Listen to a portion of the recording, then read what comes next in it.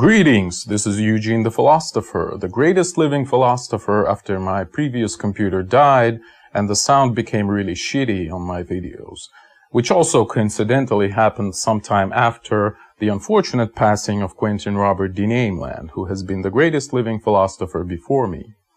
In this video, I wish to talk to you about the terrorist number one, like the greatest terrorist in history. And who do you think it might be? Do you think it might be Osama bin Laden? Do you think it might be Al-Qaeda as a whole? Do you think it might be ISIS? Do you think it might be IRA or KKK or whatever? Something like that. Or Taliban? You know, the guys whom Rambo was helping in Rambo 3, etc. I don't think you would be right if you choose any one of those or any similar cases, and I'll try to explain why is this the case in this video. So, okay, but before I do that, let me just give you a pretty interesting conspiracy theory, because they're always fun, right? I mean, since we're already talking about Osama bin Laden and people like that, and this is not exactly even a theory, but it's rather just a set of connections, let's put it that way, which are, I think, pretty interesting. And you might do your own research following that. Not that I'm supporting this idea, but anyway. So the connection is such. So you probably know about the sci-fi writer Isaac Asimov, right? He's one of the most recognized sci-fi writers, at least in the United States. And you may have heard, or at least I have heard, that he had some connections to the CIA, to the Langley Group, etc. And it would be kind of understandable, you know, because the intelligence agencies, they want to, you know, project into the future, so they want to have people who have experience in projecting concepts, ideas, cultural patterns, etc. into the future. Wink, wink. It wouldn't be a miracle, like it wouldn't be a surprise if he actually worked with them, at least in some regard. And by the way, he actually wrote, that's sort of a tangent, but he has a piece that is called Robots and Empire, which was published in 1985, I think. And it has a peculiar episode where they have a reactor meltdown, nuclear reactor meltdown. And, well, it looks really peculiar because, it was published almost literally like half a year before the Chernobyl, nuclear power plant accident. So yeah, there are certainly some things to think about. I'll definitely make another video about nuclear energy in general later, but okay, enough of that digression. So, returning to our conspiracy theory. So Asimov, also is obviously famous for publishing this, monumental fiction work called The Foundation, right? One of the probably most famous, again, at least in the American world, sci-fi writings. So the funny thing about it is that, you know, about the, at least, hypothetical connections of the CIA with whom Asimov might have worked with, Al-Qaeda and Osama bin Laden and people like that in the Middle East. And the thing is that Al-Qaeda itself, it literally means the foundation in Arabic, which is kind of peculiar, if you ask me. Well, here's this interesting connection for you. So maybe, I don't know, bin Laden maybe was also a fan of Asimov, or maybe it was motivated in some other way. Because, you know, the foundation itself, the book is all about, you know, this deception, this multi-layered, complex, cunning, you know, patterns of whatever. But anyway, so think about it, what you like. Elon Musk, by the way, is also a huge fan of the foundation. But enough of that. So that was this conspiratorial tangent. But anyway, so why do I think that you would be wrong telling that people like Bin Laden deserve to be called the greatest terrorist in all of history or something like that? It's exactly because I don't even see any element of terrorism in what they did. What they did certainly was stupid. And what people like, mass shooters or suicide bombers or whatever do is really stupid. Like it's not even evil. It's just stupid. It's just like pure stupidity. Like if you need a sample of stupidity to be placed to some, international board to compare with, then suicide bombing or mass shooting would be a perfect example of that. But anyway, so let's examine the very definition of what terrorism is. And I believe that the best definition that we can give is something to the effect of like terrorism is the exploitation of fear, of terror, right? Or the practice of terror or fear in order to reach some political goals. So this is like, again, at least my vision of the definition of terrorism itself.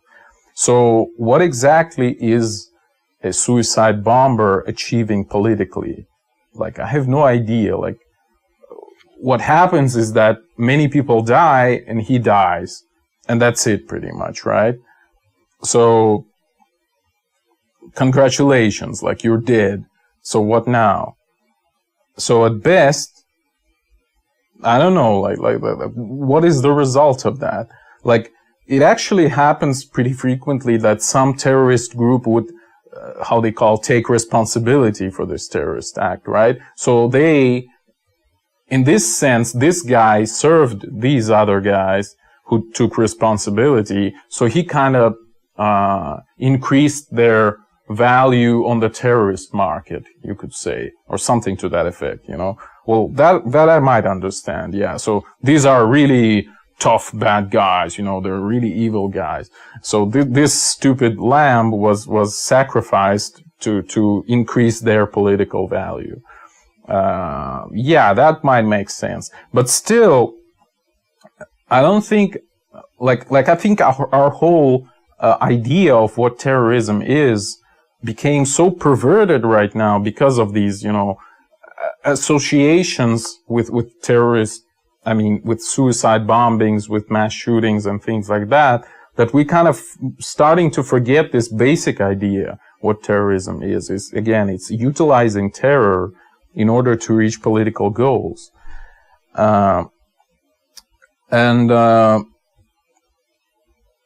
Yeah, so, I wanted to say something else here, but anyway. So let me just probably push the main point of this video right here. So I would claim that those suicide bombers or whatever, they're really nothing compared to the real terrorist, like the real number one terrorist, which I would say is the government or the national state, if you like. I would use these terms interchangeably here for the sake of this video anyway. So, and I think it would be really clear for you to think about it in this way. Like, the government constantly and systematically exploits, uses terror, uses fear tactics, uses fear-mongering in order to gain political points. This is basically one of the main instruments for the government to earn these points, really, if you think about it. And so, if some stupid suicide bomber explodes on some, public square and a lot of people die, what it actually achieves in the end is that the government says, wait a minute, like, this is bad, give us more privileges, give up more and more of your rights so that this would never happen again. This is what usually happens, right? Which means that this idiot, whatever he wanted to achieve, or she, only achieved an increase in rights violations from the side of the government. This is literally all that happens afterwards, after these cases. So I don't know what he or she wanted to achieve, but yeah, what he or she achieved was really the strengthening of the government. So if let's say somebody blows himself up in Washington D.C., what he would achieve through that would be the strengthening of Washington D.C. and that's really, that's one of the reasons why I think it's absolutely stupid to do that, but not only reason, obviously.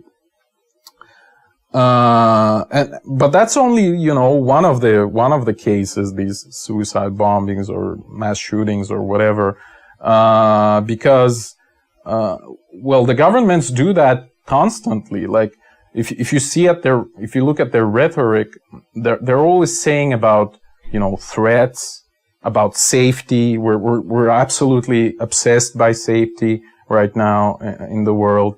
And the government says, I'm the only one who can provide the safety to you, right? So that's why we see also the rise of statism. And that's why we also see a constant paranoia about, like, almost literally everything around.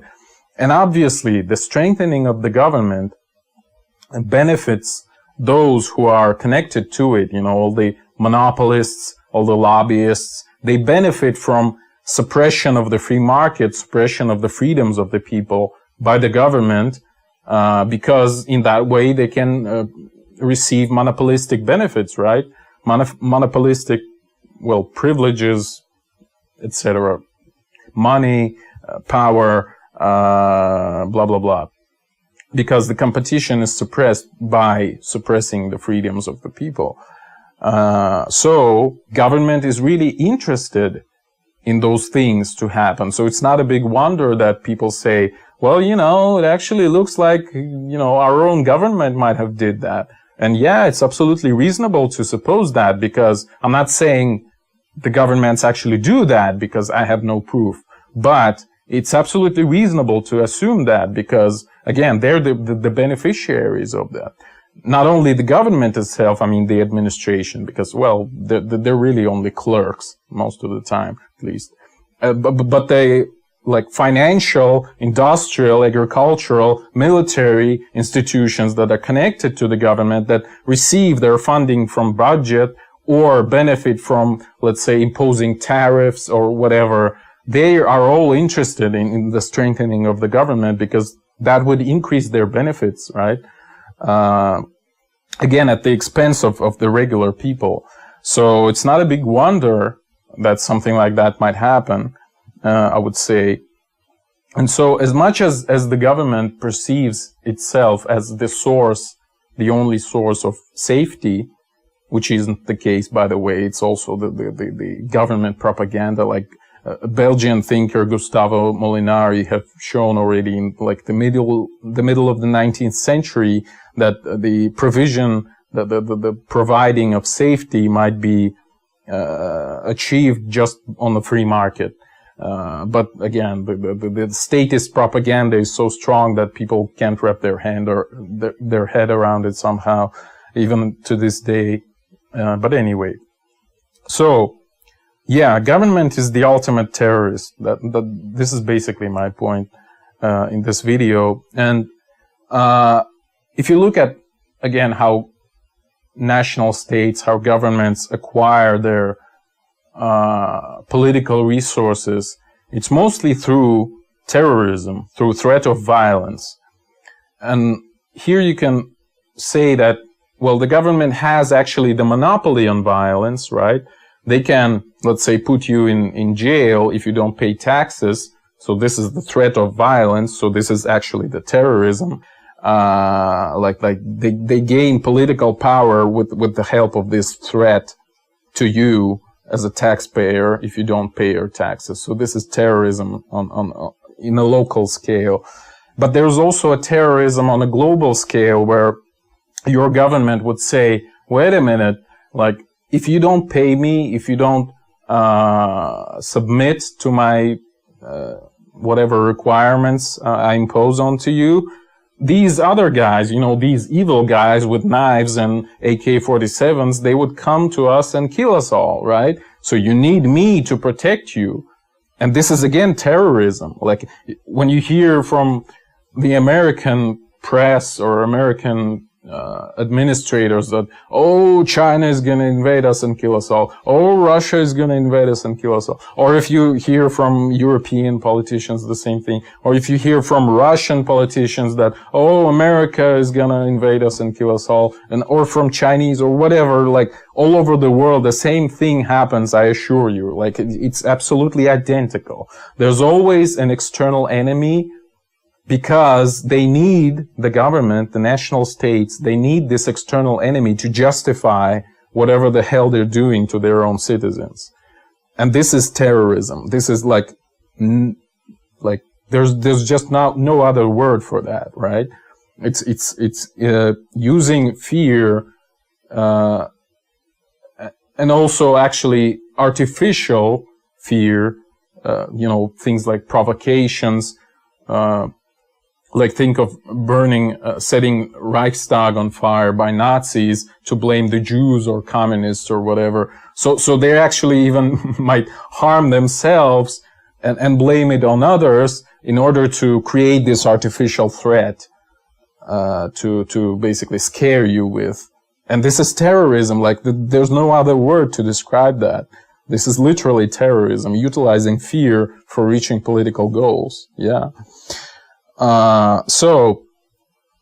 And you can frequently notice how these, you know, patterns, the very same patterns, they really occur for like in the last couple of centuries, repeatedly over and over again, like the demonizing of your enemy, like, oh, you know, these Chinese, they eat children, or something like that, you know. It always accompanies this propagandist campaign of fear-mongering by the government to acquire whatever political resources they need at the moment, like squeeze a little bit more money from you, etc., or reduce your freedoms a little bit more. It's a golden classic. It happens all the time. Or conscript you and send you to the front lines to die or something. And by the way, yeah, I think the only thing, like really, the only thing that the governments are really good at, and the 20th century has perfectly demonstrated that, is killing lots of people really quickly. This is what the national state and the government does the best. Like, there was no other machine, no other institution in human history that would get rid of so much of human lives so quickly. So yeah, if you want to kill a lot of people, definitely impose statism, impose totalitarian regimes, reduce the freedoms of citizens. You're on the right track. Congrats. Yeah, this is the way. So basically, I would say that any terrorist should actually be a devoted voter of whatever the heck is in power wherever the heck they are. Yeah, that would be the best way of killing large amounts of people really quickly and making the lives of those who survive super miserable. Yeah, so there you go, my recipe for terrorists. Okay, and this fear-mongering by the government, it actually atomizes the society a lot. You know, you're basically, or at least they want you to feel that way, that you're alone, you know, in front of this huge leviathan, and you can't do anything except for submit to whatever it's requiring of you. And we can actually see that in more particular cases, even on the level of families.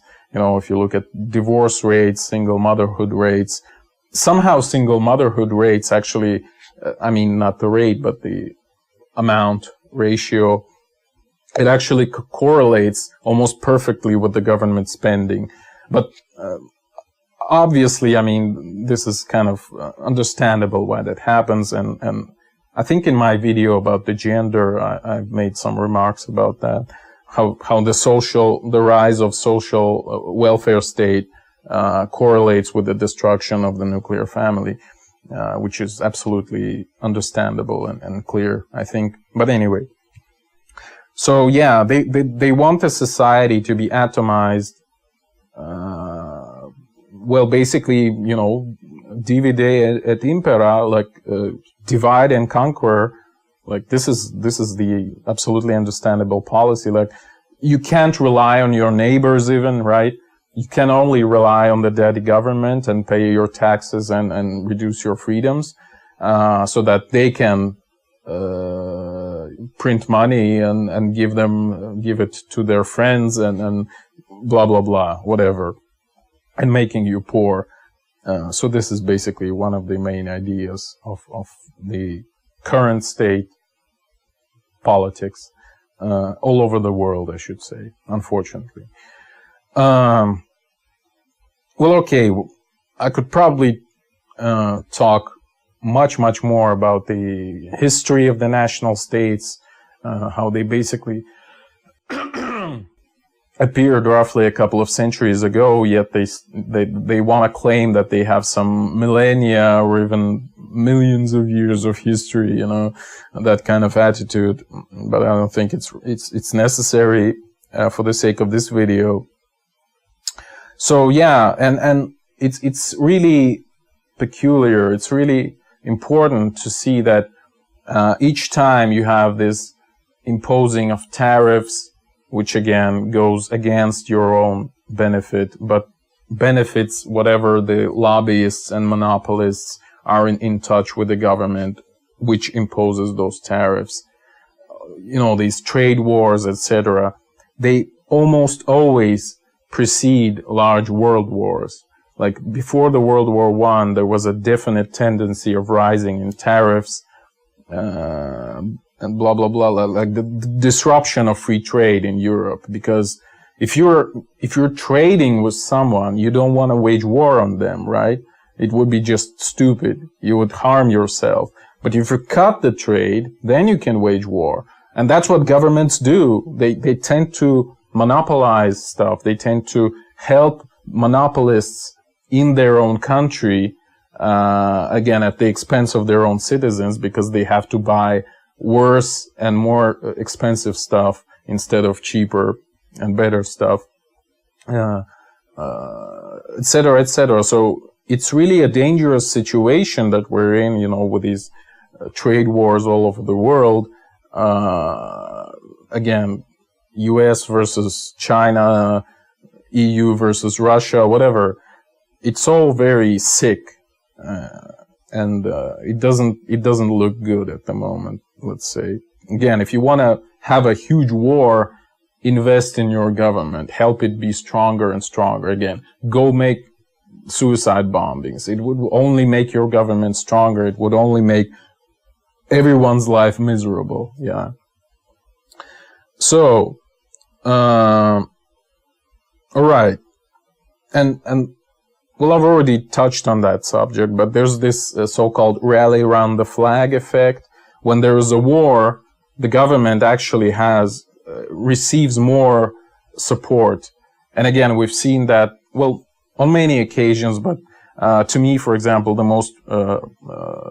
most recent one was this Russian annexation of Crimea. Like in Russia, everyone was absolutely crazy about it. Like everyone was so happy, like all the political ratings just skyrocketed. And since then, since like March 2014, they actually plummeted like below zero, just because, well, people didn't become rich because of that military campaign, you know. But it actually helped them. It actually helped the Russian elites to stay on the verge, I guess, stay on top for a couple of years longer than they should have had, because the economy was already falling for a few years at that moment, since maybe 2011, and it continues to fall. So, Yeah, okay, so with regards to this suicide bombing, mass shooting type terrorism, right, which I don't really consider a terror. By the way, like taking of hostages is a good example of terrorism in the sense that it's genuine terrorism, because you're taking hostages, which means you have some requirement, right? You're asking for something, which might be political. So you might theoretically reach some political goals by taking hostages. But if you die, well, it would be somebody else's goals that you would achieve. And most likely you wouldn't like that if you'd stayed alive.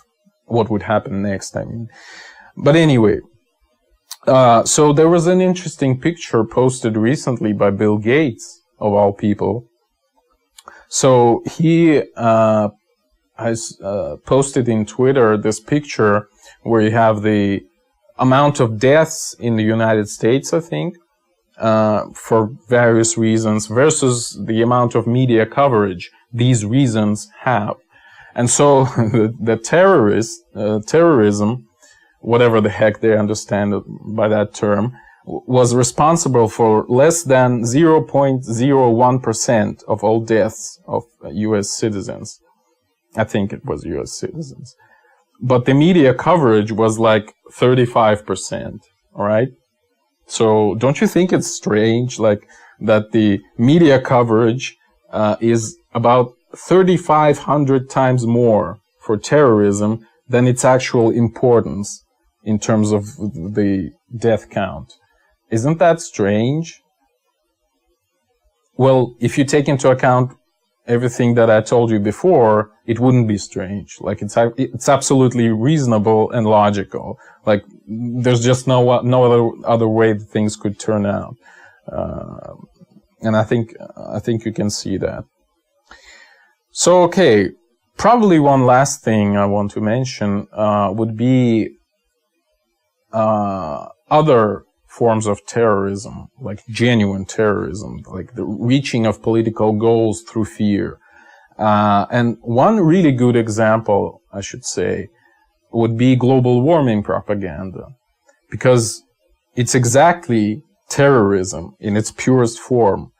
Like, what they're doing is they're saying, if you don't do X, whatever they require from you, the planet would burn in flames. All the species would die out and humans would die out eventually, right? That's what they're saying. Where X is reduce CO2 emissions, right? Buy green energy or whatever. Again, we'll talk about the nuclear energy and the like solar, wind, whatever in my video about nuclear energy. So regardless of all that, of how effective it is, how pure and clean it is, like in parentheses, it's not at all. I should say that, yeah, like global warming propaganda is terrorism, period. Like, yeah, it absolutely looks like a terrorist campaign. It's nothing else than that, because it's, you know, I'm subscribed for Nature and Science journals, but they're sometimes impossible to read. Like, there's so much of that, like just fear, you know, just kind of squirting on you from the screen. And it's just horrible. Like, regardless of whether the anthropogenic global warming theory, or rather I should say hypothesis, is correct or not, like whatever the hell is happening around it, it's terrorism. There's no other word to describe that. And so they want you to obviously invest in green energy. They want you to do whatever.